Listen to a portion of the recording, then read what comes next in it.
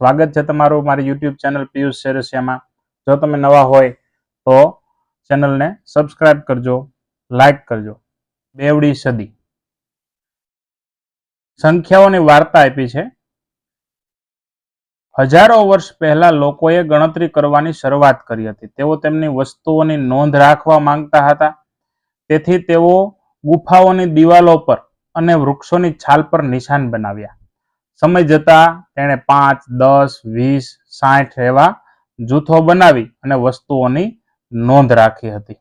હજારો વર્ષ પહેલા પ્રાચીન ભારતીયોએ ગમે તેટલી મોટી સંખ્યા લખવાની પદ્ધતિ વિકસાવી હતી। તેમાં માત્ર 10 પ્રતીકો એટલે કે સિમ્બોલ હતા, 0, 1, 2, 3, 4, 5, 6, 7, 8 અને 9 એનો ઉપયોગ કરવામાં આવ્યો હતો। તે માનવ ઇતિહાસની સૌથી બુદ્ધિશાળી અને સર્જનાત્મક શોધમાંની એક હતી। તેનાથી Doordarshan, TV, computers, mobile phone અને બીજી અનેક શોધો શક્ય બની। સંખ્યાઓ લખવાની આ પદ્ધતિ હવે વિશ્વમાં દરેક દેશ, દરેક જગ્યાએ ઉપયોગમાં લેવાય છે। આ શોધનો મહત્વનો ખૂબ ભાગ હતો એ હતો શૂન્યની શોધ।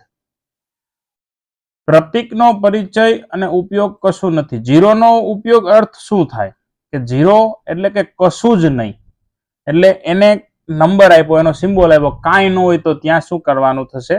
શૂન્ય।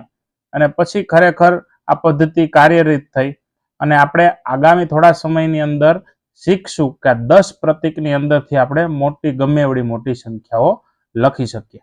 ચાલો આપણે કરીએ પાઠની શરૂઆતની અંદર। અહીંયા ખાલી જગ્યા આપી છે, તમારે અંદાજ લગાવવાનો છે। પહેલો જ પ્રશ્ન છે, ચિત્ર તરફ જુઓ અને દરેક વસ્તુઓની સંખ્યાનો અંદાજ કાઢો। દરેક વસ્તુનો અંદાજ લગાવવાનો છે। મેં અંદાજ લગાવ્યો છે, તમારે તમારી રીતે અંદાજ લગાવવાનો છે।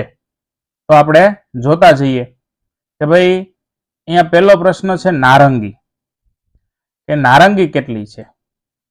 તો નારંગી તો ગણી શકાય એમ છે। જો કે ભાઈ એક ટોપલામાં 3, 4, 5, 6, 7, 8, 9 અને 10। બીજા ટોપલામાં જોશો તોય 10 અને બીજી બે 12 પડી છે, તો 10 અને 10 20 અને 2 ટોટલ કેટલી નારંગી છે? 22 નારંગીઓ છે। તો મિત્રો આપણે આમાં અંદાજ મારી શકીએ। હવે આપણે બંગડીઓની વાત કરીએ કે બંગડીઓ કેટલી છે। તો બંગડીઓ છે એ તમે અહીંયા જોશો, અહીંયા ચિત્રની અંદર આપેલી છે। જો અહીંયા બંગડીઓ છે, અહીંયા છે, મારો એરો દેખાય છે ત્યાં, અહીંયા બેન વેચે છે, તો મેં અંદાજે 45 બંગડીઓ, તમે ગણશો તો ગણી નહીં શકાય। પછી લાડુઓ, તો કે લાડુઓ છે એ અહીંયા આ ભાઈ વેચે છે, તો એ લાડુઓની સંખ્યા છે એ અંદાજે કેટલી છે એ લખવાનું છે। લાડુઓની સંખ્યા છે, મેં અંદાજે એવું લખ્યું છે કે 25 લાડુ છે। અહીંયા આપણે ઉદાહરણ સ્વરૂપે બધું બતાવેલું છે, તમે તમારી રીતે લખી શકો। બરફી, તો બરફી અહીં બાજુમાં જ છે, 23 બરફી। ચાંદલા કેટલા છે? તો અહીંયા આ બેન ચાંદલા વેચે છે, તો અંદાજે 40 ચાંદલાઓ છે એ લખેલા છે। અને કેળા, તો કેળા અહીંયા 3 લૂમ છે, એ અંદાજ તમારે લગાવવાનો છે। તમે ગણી શકો તો ગણવાના છે, પણ આપણે અંદાજ લગાવવાનો પ્રશ્ન પૂછેલો છે। હવે આગળ જોઈએ। આગળ જોઈશું મિત્રો તો એક મસ્ત મજાની રમત આપી છે, ચાલો આપણે રમીએ। રમત છે સાપ સીડીની, તમે જોશો તો રમત છે એ આખી સાપ સીડીની છે। તમારે એની અંદર જોશો તો ખાના ખાલી આપેલા છે। અહીંયા તમે નીચેથી આપણે જોઈએ 1, 2, 3, પછી ખાનું ખાલી છે, તો એમાં તમારે એમાં લાકડીઓ આપી છે, ગણીને લખવાનું છે કે કેટલી લાકડી છે। 1, 2, 3 ને 4, પછી 5 છે, પછી શું આવે ક્રમમાં 6, 7, 8, 9, પછી અહીં ખાલી ભારો આપ્યો છે, તમારે ત્યાં 10 લખવાના છે। આવી રીતે આખી સાપસીડી મિત્રો તમે પૂરી કરશો। પેલા આખી સાપસીડીની અંદર તમારે શું કરવાનું છે? એકડા જે આપ્યા છે એ લખી નાખવાના છે। છેલ્લે 99 અને છેલ્લે પૂર્ણ થાય છે ત્યાં સુધી 100 થશે। બરોબર છે મિત્રો? હવે આપણે એના પ્રશ્નો વાંચી સાપસીડી ઉપરથી પ્રશ્નો પૂછ્યા છે કે જો તમે 13 ઉપર છો ત્યારે સીડી નિસરણી છે એ તમને ક્યાં પહોંચાડશે? તમે સાપસીડી રમતા હશો, તમને ખ્યાલ જ હશે કે આપણે સાપસીડીમાં 13 ઉપર હઈશું. અહીંયા આપણે જોઈએ તો 13 ઉપર છીએ, અહીંયા 13 ઉપર. પછી એ ક્યાં આપણને લઈ જશે 13 ઉપરથી? તો કે 13 ઉપરથી આપણને તે નિસરણી ઉપર જાય છે. તો 13 ઉપરથી સંખ્યા કઈ આવે છે? તો કે 13 ઉપરથી સંખ્યા છે એ આવશે 50. તો એ લખી જ છે અહીંયા ખાલી જગ્યામાં. 25 સંખ્યા ઉપર હોય અને સાપ ઉપર છો તો તમે કઈ સંખ્યા ઉપર પહોંચશો? 25 ઉપર સાપ ઉપર હોય તો અહીંથી તમે આ સાપ ખાઈ જશે અને તમે ક્યાં આવી જશો? 2 ઉપર.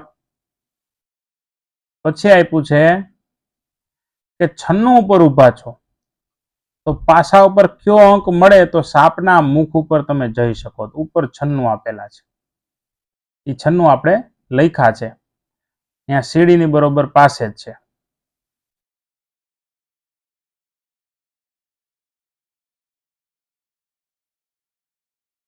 જો અહીંયા 96 આપેલા છે, ઉપર જોશો તો 96 આપેલા છે.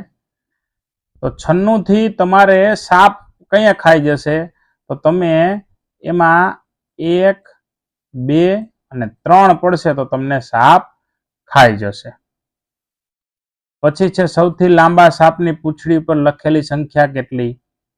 તો સૌથી લાંબો સાપ કયો છે? પહેલા તો આ સૌથી લાંબો સાપ છે, મોટો. તેની પૂંછડી પર શું લખેલું છે? 53. તમે એકડા લખશો ત્યારે એના જવાબ તમને મળશે. આગળ જોઈએ. ચાલો મિત્રો આપણે વિચારીએ.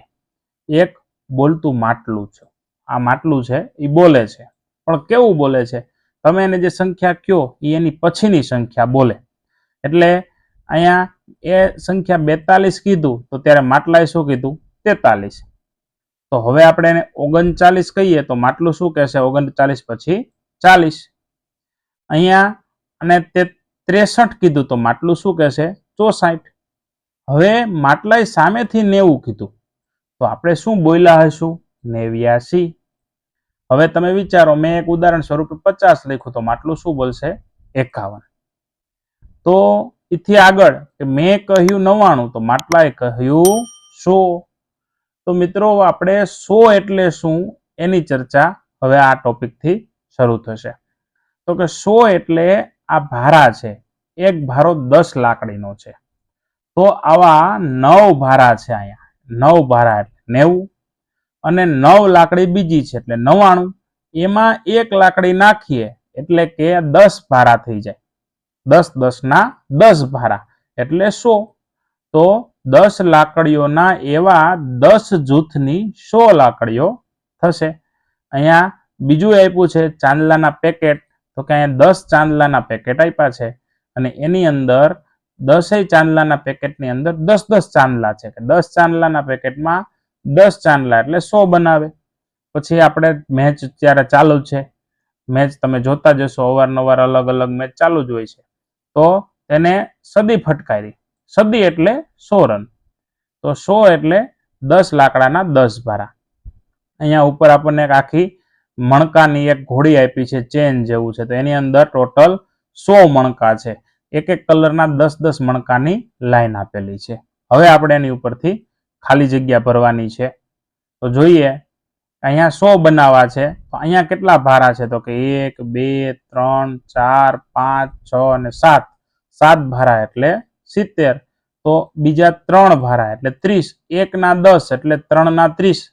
તો બેનો સરવાળો થશે 100.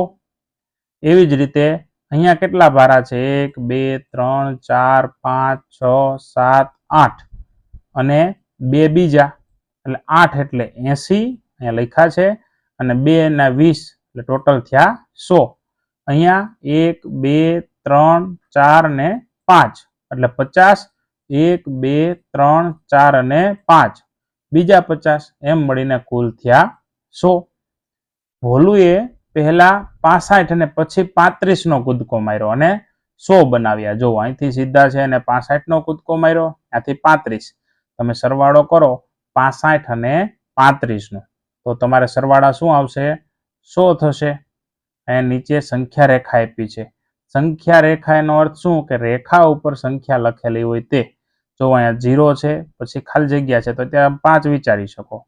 5, 10, પછી અહીં 15, 20, 25 આવી રીતે સંખ્યા રેખા બનાવેલી છે. નીચે આપેલી સંખ્યા રેખા પર જુદા જુદા કૂદકા વડે 100 બનાવો. તો આપણે એક કૂદકો 60 નો લગાવ્યો છે અને એક 40 નો. તમે તમારી રીતે લગાવી શકો. બે કૂદકામાં 100 પહોંચવા જોઈએ. 100 ને જુદી જુદી રીતે બનાવવા માટે દીવાસળીના જૂથ અને મણકાની માળાનો ઉપયોગ કરી અને નીચેનું કોષ્ટક ભરવાનું છે. તો 60 અને 40 મળીને કેટલા બનાવે? 100. કેમાં 25 મળે તો 100 બને? આવો પ્રશ્ન છે. તો શેમાં 25 નાખી તો 100? તો 75 ની અંદર 25 નાખીએ તો 100. પછી તમારે બે ખાલી જગ્યા પૂરવાની છે. મેં લીધું છે 30 અને 70. 30 અને 70 100. 45 માં શું નાખીએ તો 100 બને? તો કે 45 માં 55 નાખીએ તો 100. 15 અને 85 એનો સરવાળો 100 થાય. બીજો પાછો આપ્યું છે 10 અને 90. મેં ઉદાહરણ આપ્યું છે. તો મિત્રો આ ખાલી જગ્યા તમારી રીતે તમે નીચેની બે પૂરી શકો. ઉદાહરણ સ્વરૂપે બે બતાવી છે. પ્રશ્ન નંબર 3. પ્રશ્ન નંબર 3 એવું જ છે. આપણે 100 કરવાના છે. પ્રશ્ન નંબર 3 જોઈએ. ફૂલોની પાખડીઓની અંદર ખાલી જગ્યામાં સંખ્યાઓ લખો જેથી દરેક પાખડી પરનો સરવાળો કેટલો થાય? 100 થાય. 45 અને 55 આપ્યું છે. અહીંયા 30 આપ્યું છે તો મેં 70 લખ્યા છે. 30 ને 70 100. 37 અને 63 100. 81 લખ્યા છે તો 19. 25 તો 75. 60 અને 40. અહીંયા 20 અને 80. 35 અને 65. 18 અને 82. ઉદાહરણ આપણી રીતે લઈ શકાય. 99 અને 1. 0 આપ્યો છે તો 0 માં શું નાખવું તો 100 થાય? તો કે 100 નાખો એટલે 100. 9 અને 91. તો આવી રીતે સરવાળો ટોટલ 100 થાય. 100 કેવી રીતે થાય? હવે આપણે અંદાજ લગાવવાની એક પ્રવૃત્તિ આપી છે કે પેટીમાં દીવાસળીની સંખ્યાનો અંદાજ કાઢવાનો છે. તમારે દીવાસળીની પેટી ખોલી અને જોવાની નથી પણ અંદાજ કાઢવાનો છે. તો અંદાજ મેં ઉદાહરણ સ્વરૂપે લખ્યું છે કે 40 અંદાજિત હશે એવું માન્યું. પછી સંખ્યા ગણી તો મારી પેટીની અંદર 51 દીવાસળી નીકળી. તમારો અંદાજ કેટલો નજીક હતો? તો કે 11 જેટલો ઓછો હતો. 100 દીવાસળીઓ ભેગી કરવા દીવાસળીઓ કેટલી પેટી જોઈએ? તો 100 કરવા 2 પેટી જોઈએ, પણ 102 દીવાસળી થઈ જાય એટલે 2 પેટી 100 દીવાસળી પૂરી થાય, પણ 2 વધારે વધે. હવેનો પછીનો છે પ્રશ્ન બીજો કે રાજમા અથવા ચણાના કોઈ પણ દાણા તમારી મુઠ્ઠીમાં ભરવાના છે. બરછટ બીજ એટલે લીસા નહીં, બરછટ બીજ એમ.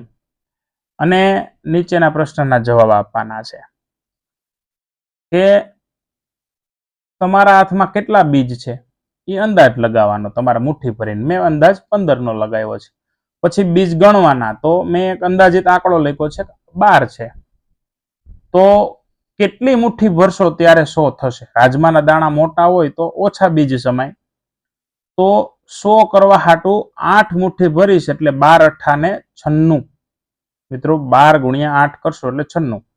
તો 100 ની નજીકની એક સંખ્યાઓ મળશે. મિત્રો હવેનો પાઠ છે એ આપણે બીજા ભાગમાં જોઈશું. જો તમને વિડીયો ગમ્યો હોય તો લાઈક કરજો, શેર કરજો અને સબસ્ક્રાઇબ કરજો. મિત્રો આગળના બીજા વિડીયો જોવા હોય તો મારી ચેનલની અંદર ડિસ્ક્રિપ્શનમાં એની લિંક હશે, એની ઉપરથી તમે જોઈ શકશો. આભાર.